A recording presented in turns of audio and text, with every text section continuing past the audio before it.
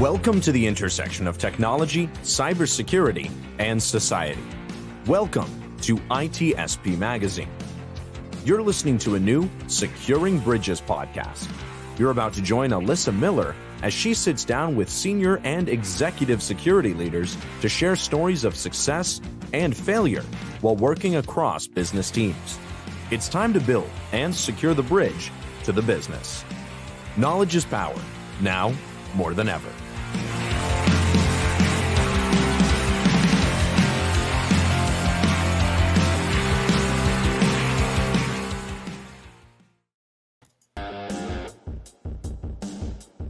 All right, Securing Bridges fans, here we are once again. Thanks for joining us.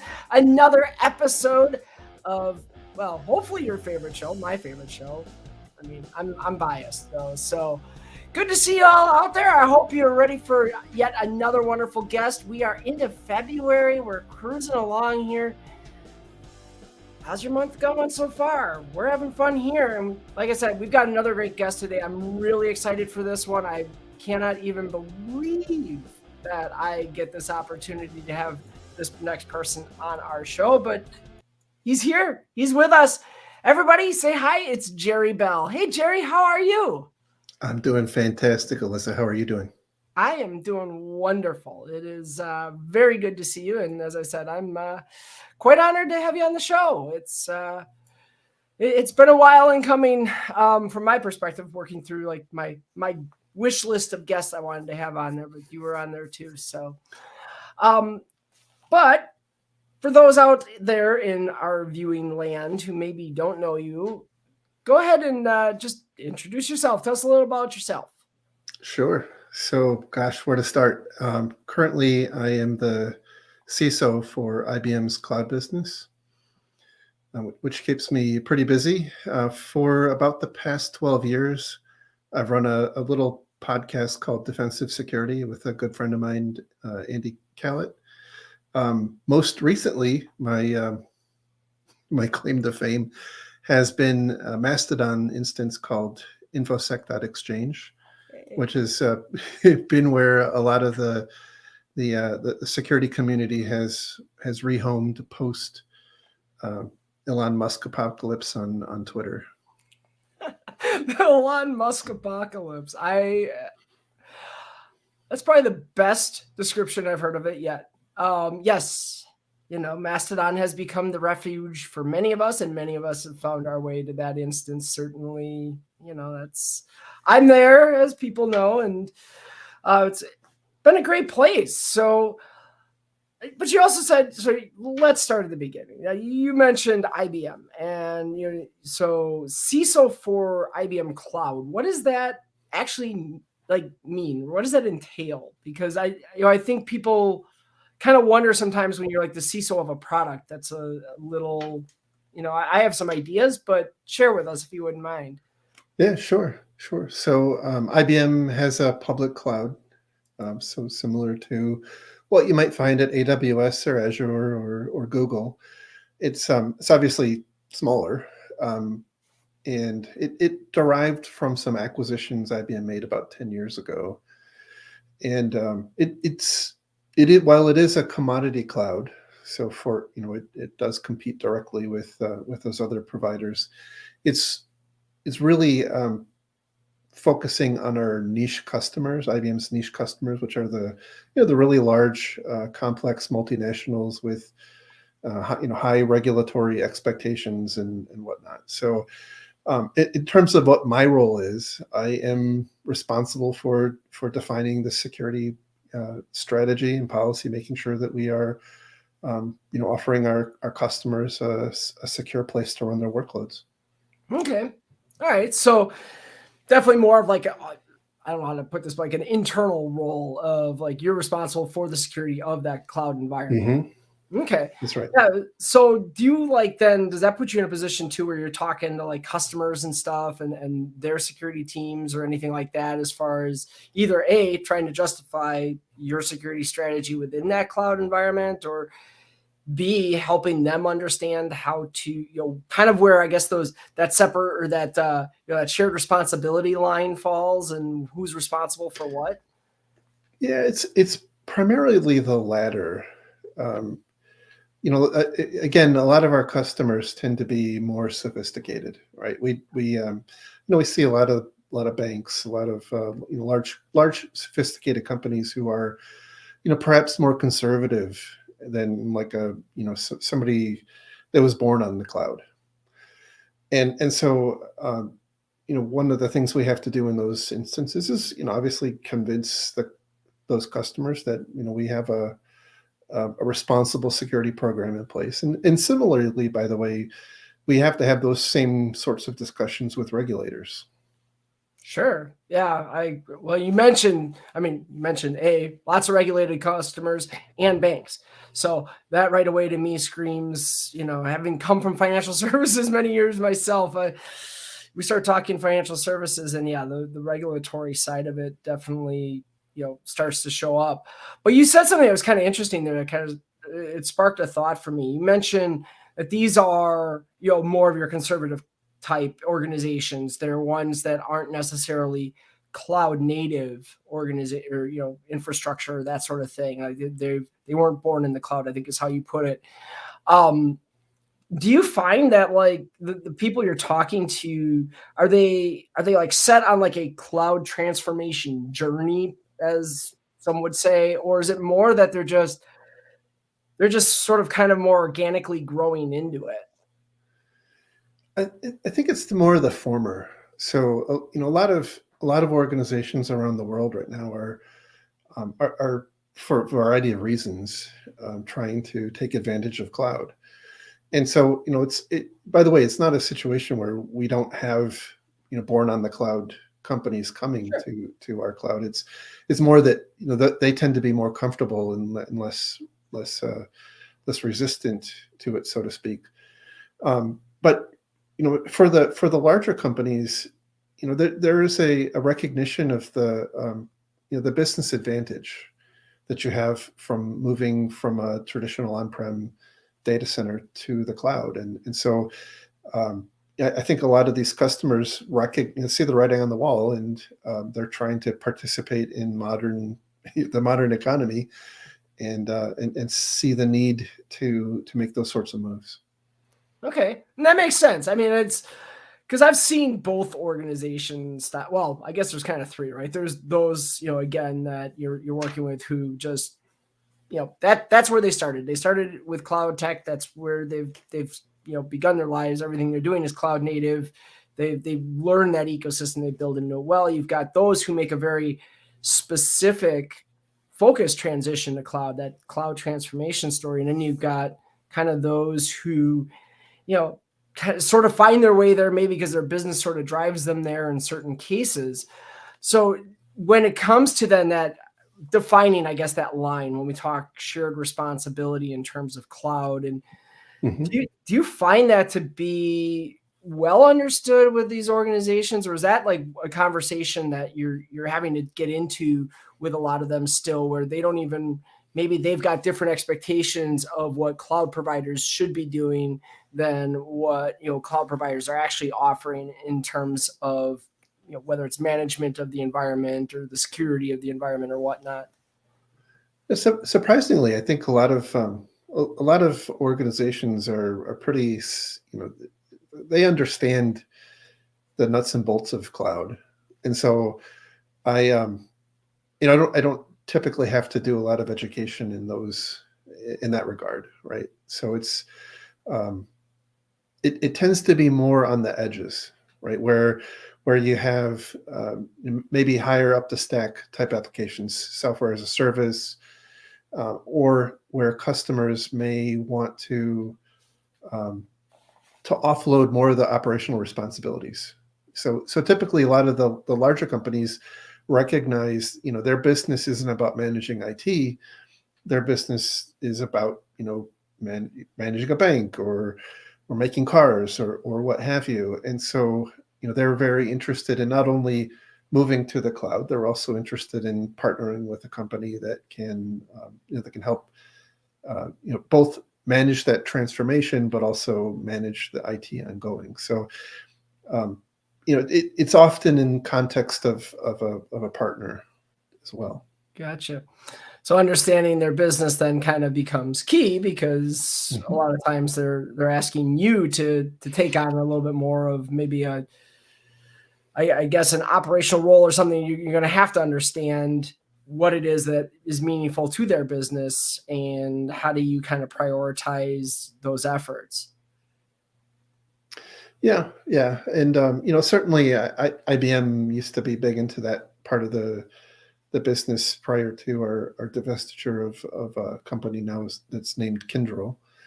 But they're still a very large partner of ours, and we love them, and I think hopefully they love us, and our joint customers hopefully love us both. Cool. So how does one end up becoming the CISO of IBM Cloud, right? I mean, I think there's a lot of people out there who watch this show who maybe have aspirations or maybe just wonder, like, how do I even end up in a role like that? So now we're asking about origin stories, right? so certainly luck in being in the right spot at the right time has a lot to do with it. I'm not going to lie about that at all. But for me, I started off, didn't have really any aspirations to be in IT. I wasn't in a financially sound place as I was growing up, and really couldn't afford to go to college. I started working out of school, out of high school. I did attend a little bit of college, but ran out of cash. So I started working at a factory, and I learned an incredible amount at that job. It was a really hard job, but I was the IT person for a factory, and I kind of grew into that role. This was in the very early 90s. Okay. And I learned about networking, about programming, about system administration, and it kind of gave me a broad understanding of IT. And then from there, I went to a small ISP, which was bought by a security company called Internet Security Systems. And I rose up through the ranks there, and I was never really on a security trajectory. Okay. At that point, I was more of on a CIO trajectory. Gotcha. And it wasn't until IBM bought Internet Security Systems that for a variety of reasons, I got tagged as the security guy, and I was challenged with a lot of different roles. One of the great things about IBM is, it's just it's a fantastic company. Like it's just a great place to work, and there are many different types of opportunities. And I had the good fortune of a lot of leaders who took me under the wing and exposed me to different things, including managing different aspects of regulatory programs, and getting into security incident response and policy design and whatnot. And so it's one of those deals where, like, in hindsight, I can kind of look back and see the rotational assignments that I was being given to prepare me ultimately for the what I got to. But again, it was right place at the right time. There was an opening. The business unit that I'm in now, they're again focused on these highly regulated institutions, and I have a lot of experience in dealing with regulators from my prior experience. So, plus I've kind of gotten the the experience of being a security leader. So it was a bit of a natural fit. By the way, I'm not saying that that I'm the best CISO that there ever was. It is it is something that I continue to learn every day. Oh, if somebody wants to claim that title of best CISO that ever lived or something, please don't call me. I don't want you on the show. Like anybody who would lay claim to that is probably, one, telling on themselves, but two, probably not the personality I want to hear from. I think if we're not all learning, that's and we don't believe that we're always learning. we probably aren't doing a very good job. So it makes sense to me too. So being engaged in the cloud business at IBM for someone who was, as you said, kind of on that CIO track where it's definitely about the technology and understanding, how we build infrastructure and what drives different technology needs. I'd have to imagine that plays into pretty well your position now, where you're in charge of a cloud. Yeah, certainly so. It was a fortuitous thing. It was for a long time. I've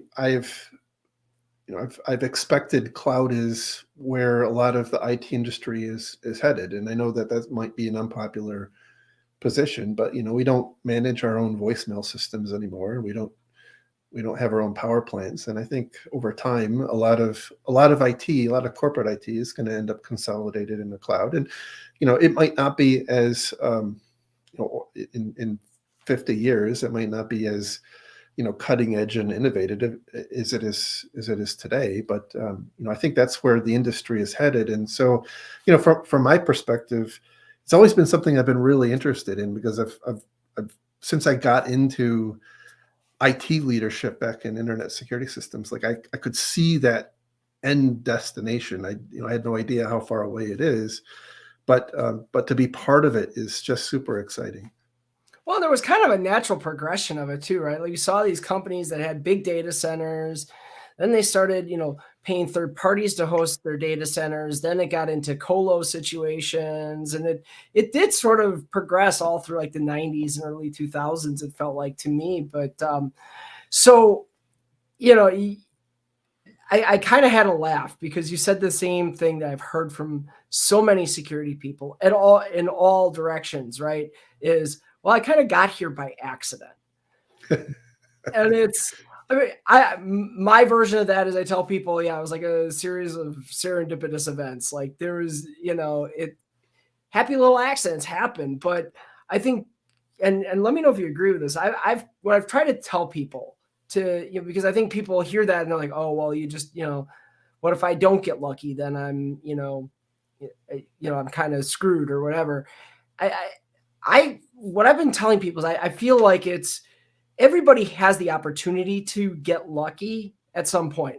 Opportunities show up, but not everybody recognizes it, or not everybody is always willing to jump for it. And I think, as much as, yes, there are just circumstances that happen to us, it's what you do when those circumstances happen oftentimes that really drives whether or not, you kind of progress to where you want to go or not. I mean, how do you feel? I mean, am I on the right track with this, or am I nuts? 100%. I mean, no, look, I'm not going to say, look, the reality is there's millions of people in IT, and there are a far fewer number of CIO and CISO jobs out there. So like, obviously not every one of us is going to get a job like that. But I think you said it pretty well. There is a lot to say about self-management, I guess is one way to say it. But one of the things I always tell people that I mentor is to be the one that helps embrace change, because a lot of organizations, and this is kind of what I think has worked for me. Businesses go through change, right? They go through periods of rapid growth, through contraction, through diversifying, through consolidation, through acquisition and divestiture, and being part of that and supporting the mission rather than resisting it, I think is a huge differentiator of people that senior leaders see as leaders versus just more worker bees, I guess. And that has I think worked for me pretty well, just helping to embrace and drive that change, facilitate the change, and as well as kind of much more boring things like live up to your promises. Like do what you say and say what you do. There's some pretty boring basics that just that are pretty important. Yeah. And I mean, I don't want to discount either that there, some people struggle, have more obstacles in their path. Let me put it that way than others. Right. I mean, and don't anyone who I'm sitting here saying like everybody gets their lucky breaks and whatever. I understand and fully acknowledge that for some people you get more than others in terms of those opportunities, those lucky breaks. But what you said that I loved is this idea of, help the organization embrace change. Because as, I think it's pretty commonly understood now that if an organization doesn't continue to evolve and innovate and do new things, they kind of die and fall behind. And they're probably in the opposite order, they fall behind and then die. But, but it's hard when organizations try to change because you do have people who are established in a way and they want to defend a way that things have been done. And when you can be that person that helps something change and you can be the advocate for a change that's meaningful and expands the business somehow or grows the organization or creates some new innovative product, you sort of become the face of that. And you're the one that people will remember later on. It's 100% right. Yep. So, I mean, I wish I had interviewed you before I wrote the book, because that is something, I mean, if you're out there watching and you're thinking about how to progress your career, if there's anything at all you want to latch onto from this episode, that's the thing. I feel like that is probably one of a great nugget. I've never really thought of it that way before. But you also mentioned that there's a finite number of CIO and CISO positions out there that is much smaller than the number of IT professionals. And the one thing I thought about that, and I'm kind of curious, how did you decide that type of role, management role, leadership role, especially executive role, how did you make the decision that was right for you or where you wanted to go? I would love to say that it was the product of a lot of, contemplation and self-introspection, but it was not. It was sheer giddiness when somebody, made the opportunity available to me. And look, it is an interesting thing, especially when you make the jump to management and then you start working your way up the executive ranks. You do make trade-offs, and you make some significant trade-offs, right? I mean, from obviously the rewards are good. Like, I cannot complain about pay in any way, but you trade off aspects of your life. You trade off family time, you trade off hobbies, you trade off many things. One of the hardest things for me to trade off was being technical. Oh. Right. And candidly, this kind of folds back to why there is an InfoSec.exchange. Okay, now I'm curious. This I want to hear. Because I felt like that part of my brain was atrophying, and so I gave it is my tie to technology, and by the way, I think that's a virtuous thing, because if you spend all of your time in leadership and obviously when you go up the executive ranks, you have to continue to hone your abilities there, right? I mean, it's a career. It requires skills just like any other job, and you have to get better at those. But I really think from a CISO's perspective, it's important to have a deep understanding and continue to have a deep understanding of like the technology and not get too far away for a variety of reasons. One is so at the end of the day, like the buck stops with you. Like when you're a CISO, the buck stops with you. People say that, all hell breaks loose. Who are they going to come and talk to you? Right? They come and talk to you. That's very true. And Yes. you really have to have a deep understanding of technology. You can't always punt to the people under you. You have to have an understanding, and so that's my way of doing that. One of the reasons I do it. The other reason I do it is I just love the community aspect, and I feel like I'm making a difference. But that's how it started, at least. I mean, infosec.exchange started about, gosh, it's almost 6 years ago, and that was long before I was a CISO. Was and so but I was an executive at the time, and I felt myself becoming kind of floating away from technology. Yeah, no, and I hear that. I love this because the trade-offs, first of all, are something I'm glad you highlighted, because I think, and it's kind of our own fault, I think, because there's not a great like career progression map for cybersecurity, but there's a lot of people in cybersecurity who just by de facto, I guess, believe that, okay, well, after I get to a certain level, I have to go into management if I want to keep progressing. And I think it's important that people understand that becoming this a CISO or any executive level title isn't necessarily the foregone conclusion or the measure of success. It might be, but Correct. there are specific skills that are very different than you're doing in, if you're, working in the technology day to day. It's a very different skill set. And, and so I try to highlight that for people that you don't have to go into management to keep accelerating. I mean, there are some people out there, security architects I know who are making as much as I am as a CISO. And it's because they've been in it a long time. They know all the different technology. And so there are those career paths to go that don't have to end in management. That's right. It's about the value that you add to the business. Absolutely. So I guess where I want to go from there then is, you mentioned InfoSec.exchange, and obviously, you started it 6 years ago. It's been there. I don't know how populated it was per se, but obviously in the last 6 months, it has changed immensely.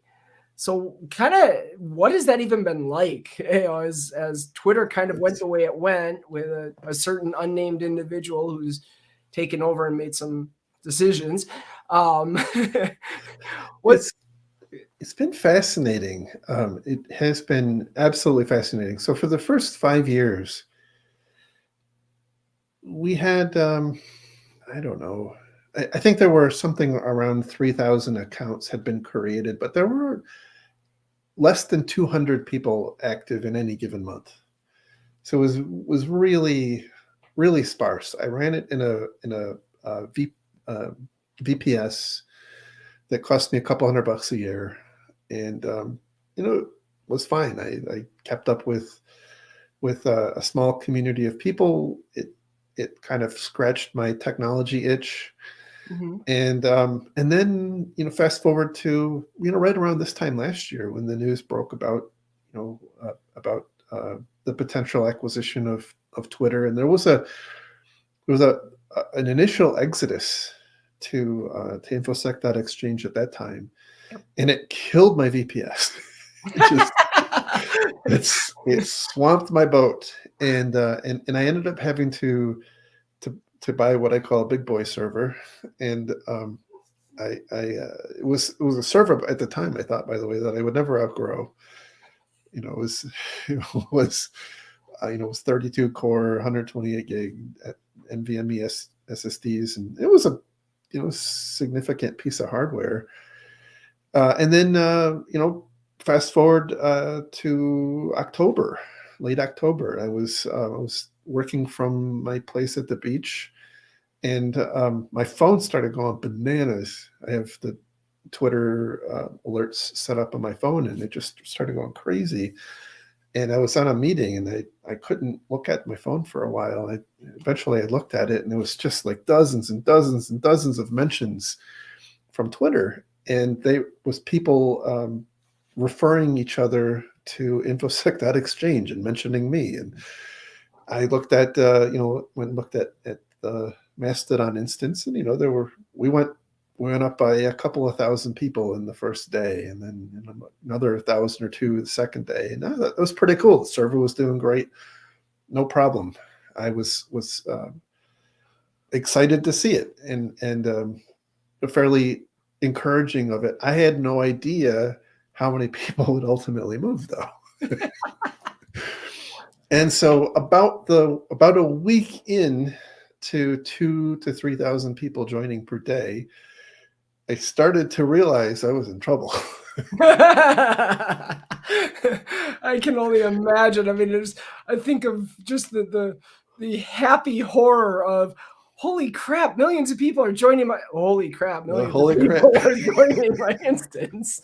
That was exactly my predicament. And so I got to spend a lot of quality time when I wasn't working. So in the middle of the night, weekends, whatnot, I actually took some time off of work. And I learned a lot more about scaling Linux. And I learned a lot more about how Mastodon is built and how to scale it out. And I spent a lot of effort and money in scaling this thing up. And we had a couple of little rough spots, but the objective I set out for myself, other than just figuring out how to do it, like the technical challenge of figuring out how to do this was so cool to me. But I really wanted. I love the community that is on the Fediverse and Mastodon, and I've loved it since before this episode. And I wanted, I wanted that feeling for other people in the security community.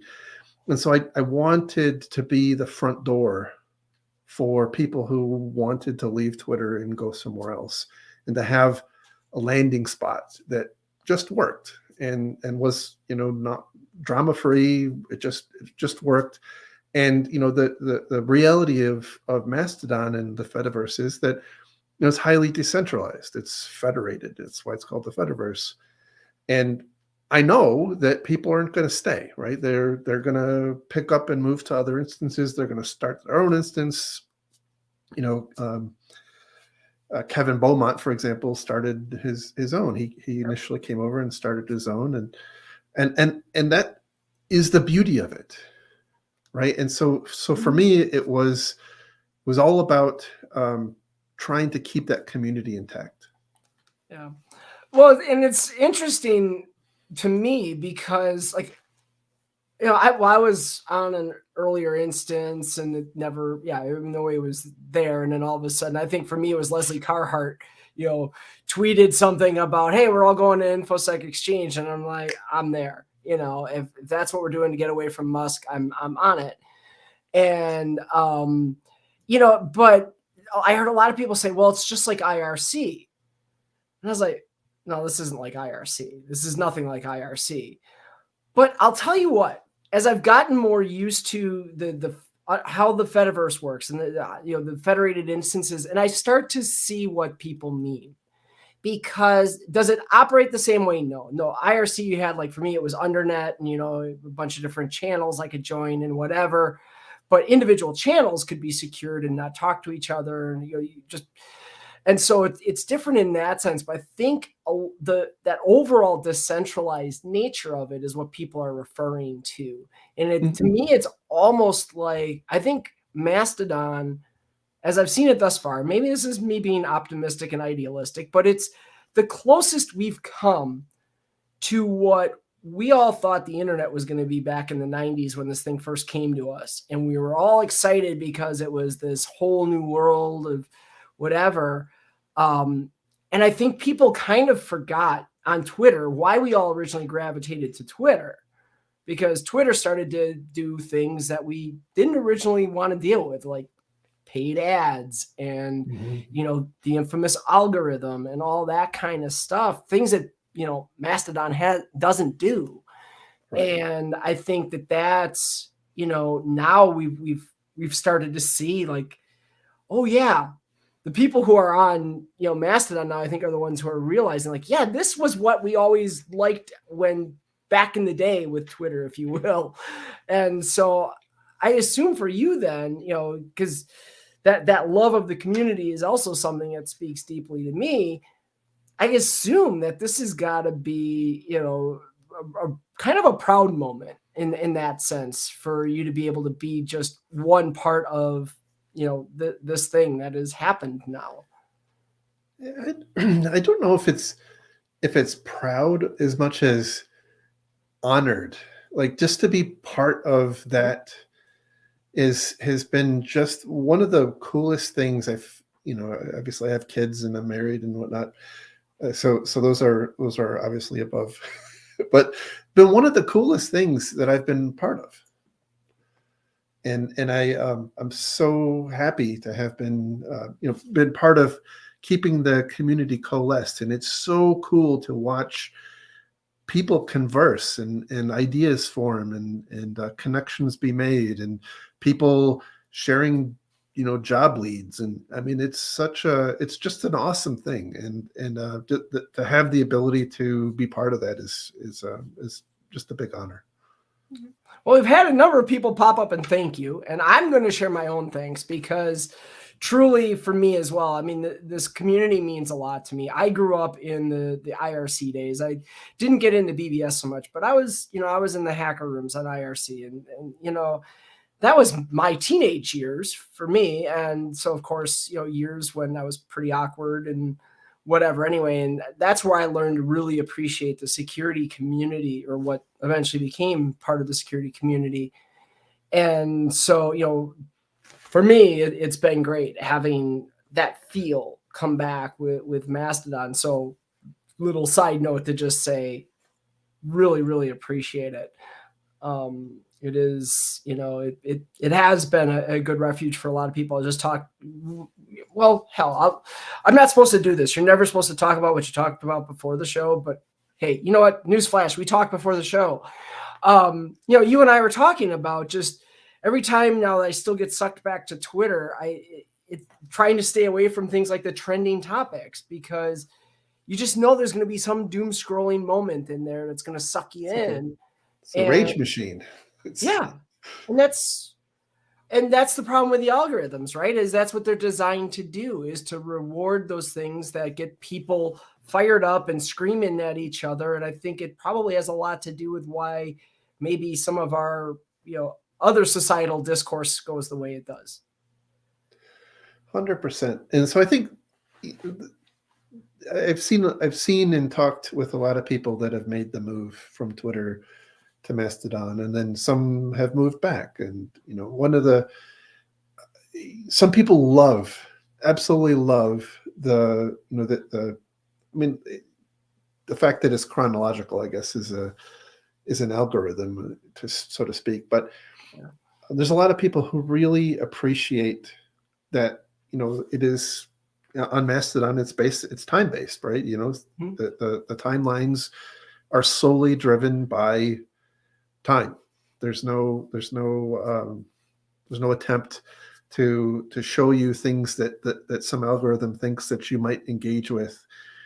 But on the other hand, there are people who clearly like that, and the fact that it isn't there, they feel like they're missing out. And so I've seen people move back, but for the people that are there, I think it is the right place, right? It is, and that's what's so awesome about it, is the community of people that are formed, that have formed there. They want to be there and they like it. No, and the FOMO thing, I will admit, it took me a little while I realized how conditioned I got by Twitter. And then I started to think back on, I remember living through the days of Twitter as the algorithm slowly started to take over more and more. And more often, my timeline made less and less sense to me because it wasn't chronological. And I would all of a sudden get a tweet in my timeline that was like 5 days old. I'm like, why am I seeing this? Oh, because, it's got a few 100,000 likes on it now. So it's showing up again. And so it does, you know, there was a moment there where I felt like, oh, damn it, I got to be like watching this thing every minute. But then you start to figure it out and you start to figure out, well, I can use hashtags. I know the people I want to hear from. I can scroll back. I can set up alerts. I can do all the things so that I see the information I want to see when I want to see it. But the timeline makes more sense when it is just chronological because I can follow that. I know why I'm seeing something. And so I think that's, to your point, though, I think so many people have gotten conditioned by social media platforms. It doesn't matter if we're talking Instagram, Facebook, LinkedIn, Twitter, they all do it. And Mastodon is the only one I know of that doesn't. Yeah, and I suspect I have no metrics or no way of proving this, but at least for me, I spend less time like browsing timelines on Mastodon. And so, to that end, I think, maybe there is an adjunct benefit of like it gets us back into the real world a little bit more than because again, Twitter and Facebook and all the others, like they are intentionally engineered to keep you, looking at that app for as long as possible. Yeah. That's what gets them ad revenue. That's the whole point of it, right? I mean, and we don't have that. There's no like I have no like metrics. I don't have people asking me how many, was there more people or less people that visited the site last month? Like, I don't care. The only metric I have is like, are people enjoying themselves? And are they having a good time? Are they learning? Or and am I doing a good job at being a host? That's my bar. So I do want to point out, because we have the opportunity right now, that to that end, it's not supported by ads. It is supported by ultimately you, but people have a way to help support that. So can you please share that? Because I am a contributor and I would like other people to understand that they can be a contributor and help as well. Absolutely. Thank you for saying that. It is supported by donations. And I've been adding lots of other services. So like we've got a video service and a picture service and a blog, and I keep adding more things. And so I'm trying to I'm trying to build out the community here. And so it does cost quite a lot of money. I have a couple of different ways that you can support. I have a Patreon, so it's patreon.com/infosec exchange. There's a Ko-fi, and I'm blanking on the link because I wasn't ready for that. And then also PayPal is my email address. Jerry@infosec.exchange is my PayPal address. Okay.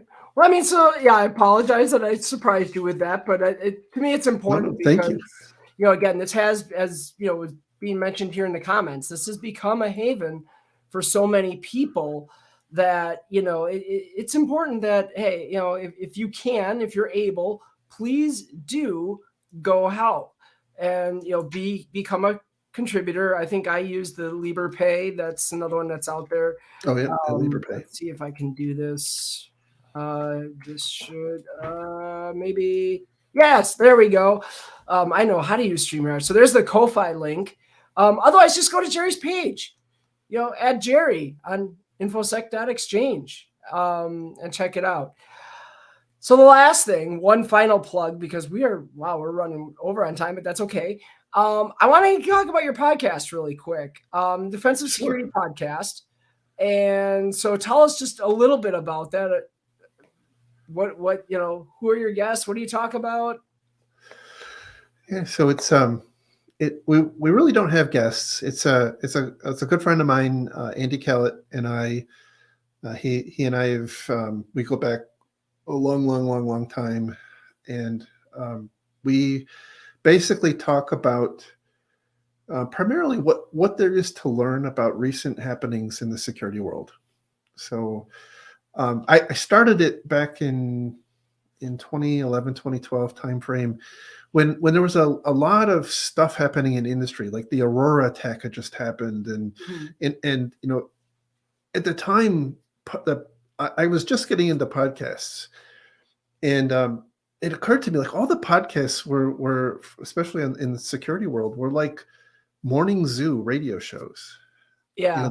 They were like it just seemed like there was something missing, and a lot of them were very offensive focused, like for pen testers, red teams, and which is all good stuff. I mean, they were very entertaining, and I learned a bunch. No knock on them, but it struck me that there was something missing. Like, we weren't talking about how to defend networks better, and so that was something that I just again set on myself, and from a security perspective, like, that I think is also one of the things that helped me the most in my career was into getting to where I'm at right now.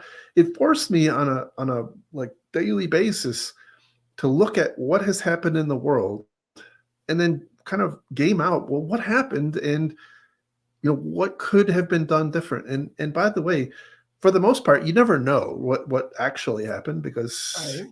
it's you get headlines and not a lot else. Sometimes you do get congressional hearings and you see the guts of what happened, but it's that analysis and hypothesizing and whatnot that I think has been both helpful to me, but also I think helpful to the listeners, because as I've heard from many of the listeners of the show, it's helped them to to form their way of thinking in how they think about security. So Okay. again, another awesome thing that I've been able to be part of. Absolutely. So again, folks, go to Jerry's infosec.exchange profile. The link is in there for that podcast as well, and be sure to check it out. So as I mentioned, we are at time and then some. So but Jerry, I mean, we could probably go on for who knows how long, but really appreciate you coming on the show. I think this has been a really good conversation. I again, personally can't thank you enough, and I'm seeing our viewers are thanking you as well for for building what has become a refuge for many of us and keeping that thing going. So It's my pleasure. Thank you. Thank you. awesome. So with that, folks, we gotta go. Gotta let you go. Another great episode, another amazing guest. But we'll be back again with more guests in the future. I've got a bunch lined up. I got some really cool guests coming up. Well, all of my guests are cool. What am I saying? But no, lots of good stuff on the horizon. So keep coming back. We'll keep letting you know when new shows are airing. We're here on the Wednesdays. You know the time, you know the place. Keep coming back for Securing Bridges, and we'll see you next time. Take care.